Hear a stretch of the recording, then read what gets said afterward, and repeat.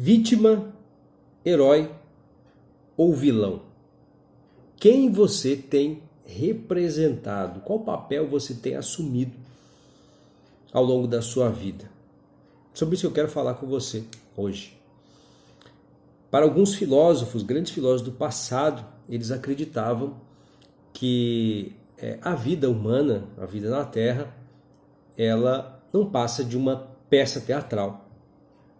Alguns dos filósofos aí bastante conhecidos, nós podemos citar, quem sabe, Friedrich Nietzsche, que acreditava que a vida ela é uma obra de arte que está em constante transformação. Já William Shakespeare, que não é tão conhecido como filósofo, mas era um grande filósofo do passado, mais conhecido por suas obras teatrais, Shakespeare acreditava que o mundo ele é um grande palco, onde os homens e mulheres, as pessoas, elas são meros atores que estão contracenando uns com os outros e ao longo de suas vidas, eles, ou nós no caso, estariam assumindo vários papéis, diversos papéis ao longo da vida. Se nós pararmos para analisar friamente, nós podemos sim associar a vida como um grande filme, uma grande peça de teatro, onde existem, sim, muitos personagens e nós passeamos por esses personagens ao longo da nossa vida. E como todo bom filme, toda boa história precisa ter uma vítima, um herói e um vilão. A pergunta é: quem você tem sido ao longo da sua vida?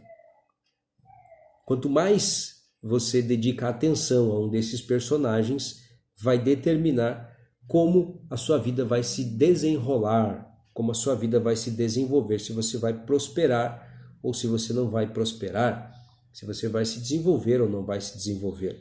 Porém, existe um quarto personagem, que eu quero falar sobre esse quarto personagem mais para o final.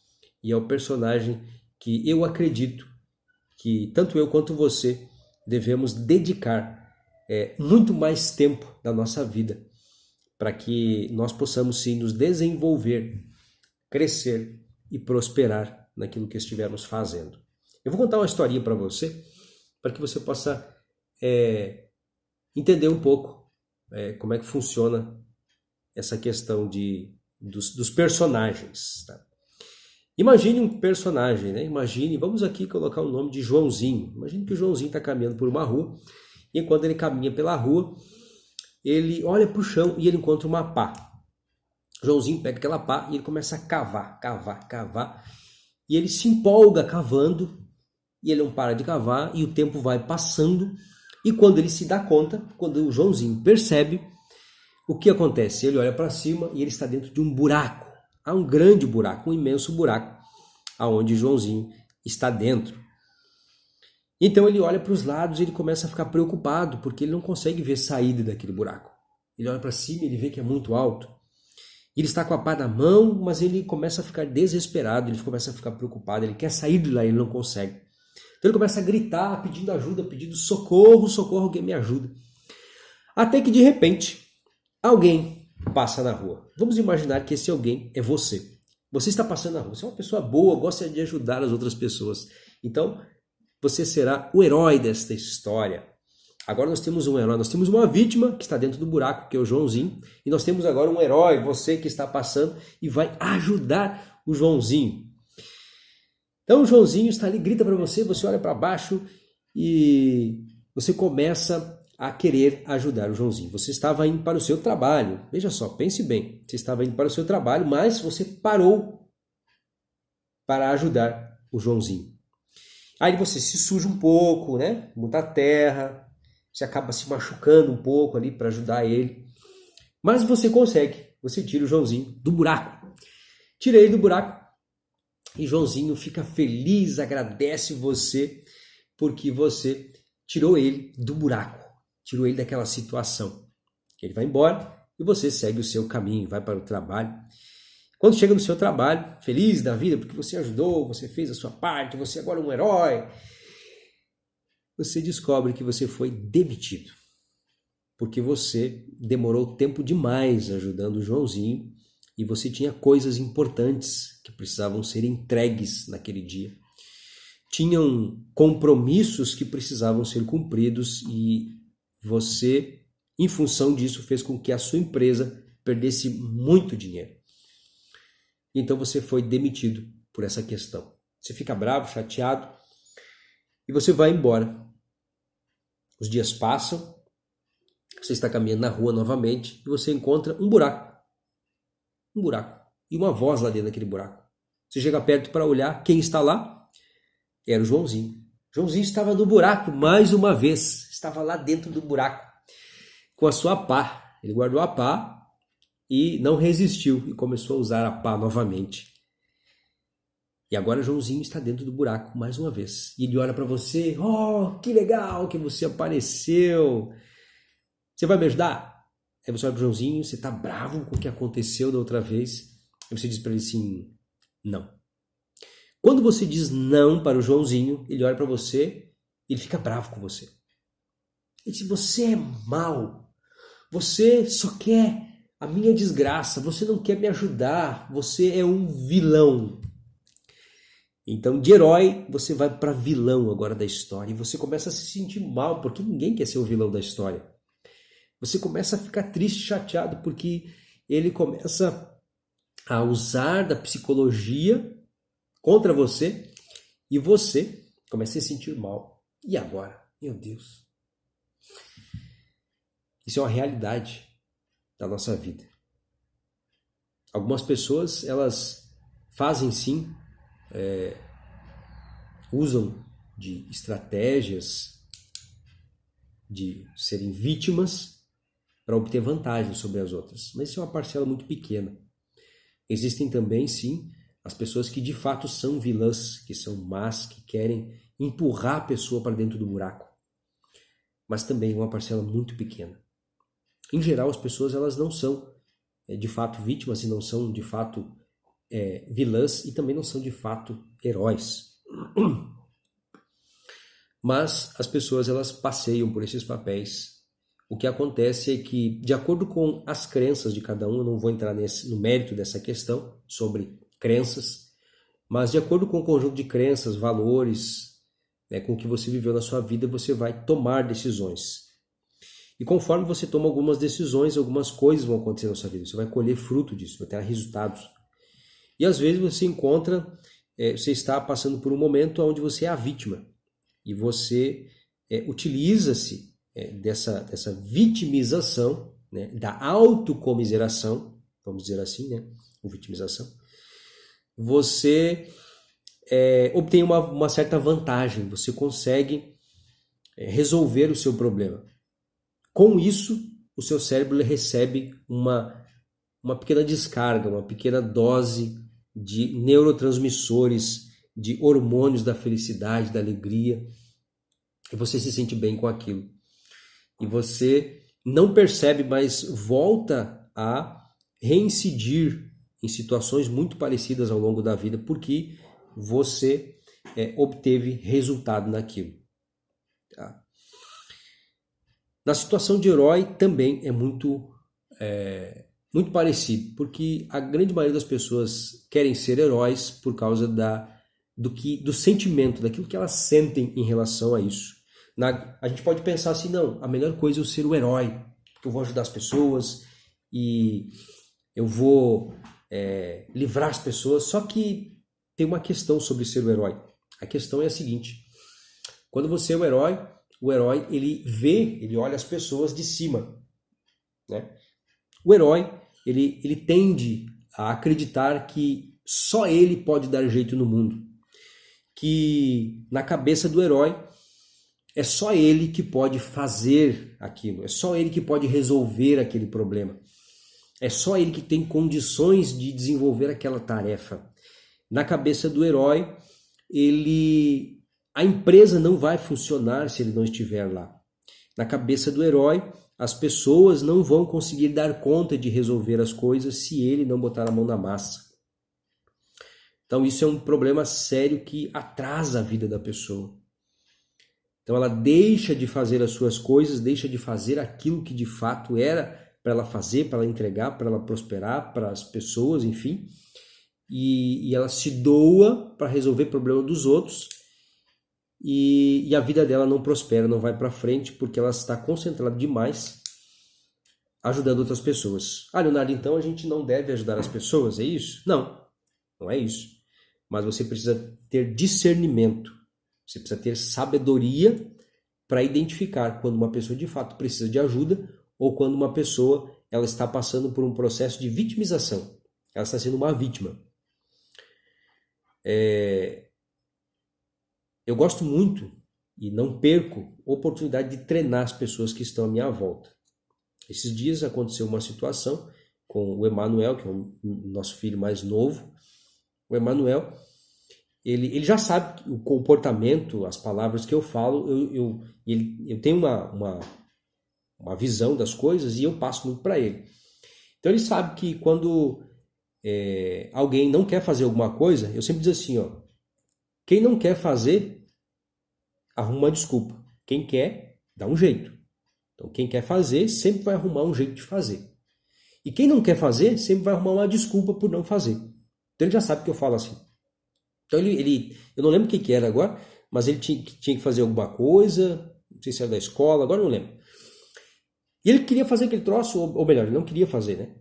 Mas ele estava naquela situação e tal, e ele começou a ficar nervoso, começou a chorar, e dele... Aí eu disse, tá, o que está acontecendo? Ele disse, é que tu não me ajuda. Aí eu parei o que eu estava fazendo, tá? Parei o que eu estava fazendo, sentei, sentei, acho que foi até nesse banco que eu estou sentado aqui. Sentei no banco e olhei bem nos olhos dele. E quando eu fiz isso, perguntei para ele, fiz uma pergunta para ele, né? E nesse momento ele meio que deu assim uma congelada, assim. Ele parou, me olhou e aqui eu deixo uma lição aqui, uma dica, enfim. Toda vez que você for falar com seu filho, faça isso. Pare tudo que você está fazendo. Sente em algum lugar onde você possa ficar na altura dos olhos dele. Olhe nos olhos dele. E faça pergunta para ele. Você vai ver que toda criança, ela vai, nesse momento, ela vai dar uma travada. Ela vai dar uma congelada. E ela não vai saber o que responder. Porque é algo inesperado para ela. Os adultos, os pais, eles estão tão concentrados nas suas atividades, nas suas preocupações, que muitas vezes eles estão dando atenção parcial para os filhos. Né? Você está respondendo para o filho e está fazendo alguma coisa aqui. Está interagindo com o filho e está com o celular na mão. Está interagindo com a criança e está olhando para a TV ou dando atenção para outra pessoa. Você está gravando dentro do inconsciente do seu filho fazendo isso, uma carência emocional muito grande. Então, quando você para e de fato dá atenção para ele, ele vai ficar meio sem saber o que fazer. Na maioria das vezes, se for uma criança muito novinha, ela talvez dê um abraço em você, te dê um beijo, diga que não é nada e vai continuar brincando, porque ela nem vai lembrar. Tá? Mas o fato é que daí eu fui conversar com ele, daí eu fiz a pergunta para ele, daí ele assim, mas é que você não me ajuda. Ele disse assim. Aí eu fiz pergunta para ele, sempre faça perguntas. Eu não ajudo você? Nunca ajudo você? Aí ele disse, não é isso, não é que você nunca me ajuda, mas é que você não está me ajudando. Aí eu, ok. Eu perguntei para ele assim, você quer que eu ajude você ou você quer que eu faça por você? Aí ele ficou sem responder. Não soube o que responder, porque ele queria que eu fizesse por ele. E ele sabe, eu digo para ele, meu filho, eu não vou fazer por você. O que você precisa fazer, você vai ter que fazer. Você precisa se desenvolver. E eu vejo muitos pais, muitas vezes, muitas pessoas, adultos, que eles dizem assim, não sei se você já ouviu essa frase, diz assim, eu vou fazer pelo meu filho tudo que não fizeram para mim na minha infância. Eu vou dar tudo para o meu filho que eu não tive na minha infância.